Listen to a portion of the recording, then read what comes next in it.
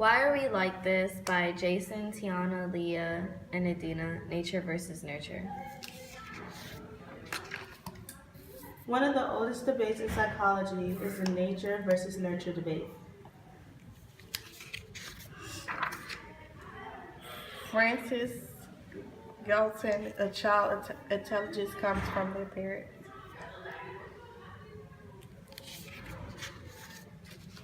The nature side of the debate suggests that we are who we are based on our genes.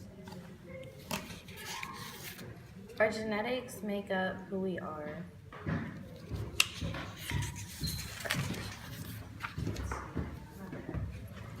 Nurture's argument is that our environment contributes to the way we are. For example, like in school, we make friends and they change how we act. Nature and nurture interact in many ways. For example, height.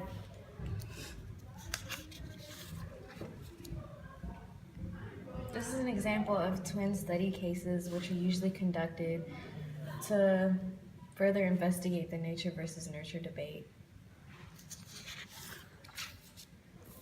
So which is more important to you, nature or nurture? The end.